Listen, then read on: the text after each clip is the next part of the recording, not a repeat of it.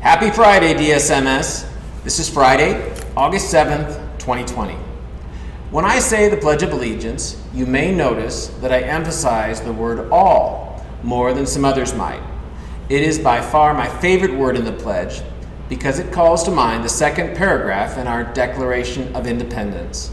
We hold these truths to be self-evident that all men are created equal and are endowed by their Creator with certain unalienable rights, that among these are life, liberty, and the pursuit of happiness. Today, following our Pledge of Allegiance, we will be playing a short video in which the words of a civil rights leader who recently passed away are read aloud. He speaks to you and I about the great challenges of our country and time. I hope all of you listen carefully. I invite you all to please stand with me now for our Pledge of Allegiance. I pledge allegiance to the flag of the United States of America and to the republic for which it stands, one nation, under God, indivisible, with liberty and justice for all. Thank you. John Lewis's last words appeared in the New York Times today in an essay that he wrote shortly before his death, intending it to be published on the day of his funeral. Here is that essay, read for us today by John Lewis's friend and admirer, Morgan Freeman. While my time here has now come to an end, I want you to know that in the last days and hours of my life, you inspired me. You filled me with hope about the next chapter of the great American story when you used your power to make a difference in our society. Millions of people motivated simply by human compassion laid down the burdens of division. Around the country and the world, you set aside race, class, age, language, and nationality to demand respect for human dignity. That is why I had to visit Black Lives Matter Plaza in Washington, though I was admitted to the hospital the following day. I just had to see and feel it for myself, that after many years of silent witness, the truth is still marching on. Emmett Till was my George Floyd. He was my Rayshard Brooks, Sandra Bland, and Breonna Taylor. He was 14 when he was killed, and I was only 15 years old at the time. I will never, ever forget the moment when it became so clear that he could easily have been me. In those days, fear constrained us like an imaginary prison, and troubling thoughts of potential brutality committed for no understandable reason were the bars. Though I was surrounded by two loving parents, plenty of brothers, sisters, and cousins, their love could not protect me from the unholy oppression waiting just outside that family circle. Unchecked, unrestrained violence and government-sanctioned terror had the power to turn a simple stroll to the store for some Skittles or an innocent morning jog down a lonesome country road into a nightmare.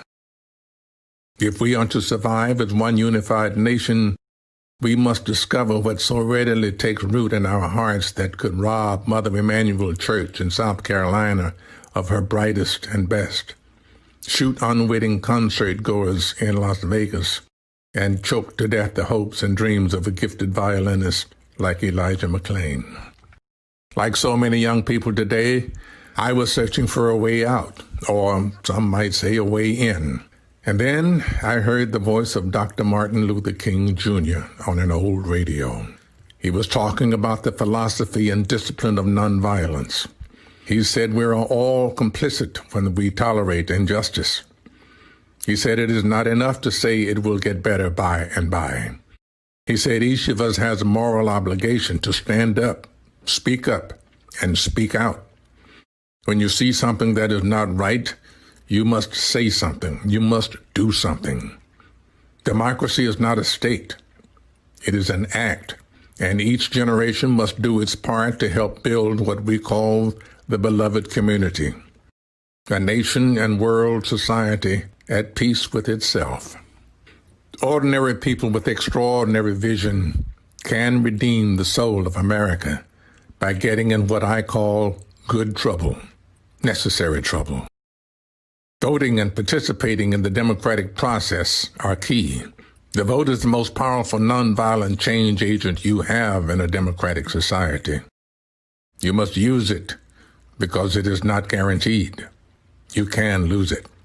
You must also study and learn the lessons of history because humanity has been involved in this soul-wrenching existential struggle for a very long time. People on every continent have stood in your shoes through decades and centuries before you. The truth does not change, and that is why the answers worked out long ago can help you find solutions to the challenges of our time. Continue to build union between movements stretching across the globe, because we must put away our willingness to profit from the exploitation of others.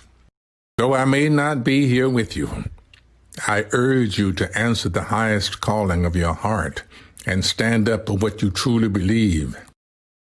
In my life, I have done all I can to demonstrate that the way of peace, the way of love and nonviolence, is the more excellent way. Now it is your turn to let freedom ring. When historians pick up their pens to write the story of the 21st century, let them say that it was your generation who laid down the heavy burdens of hate at last, and that peace finally triumphed over violence, aggression, and war. So I say to you, walk with the wind, brothers and sisters, and let the spirit of peace and the power of everlasting love be your guide.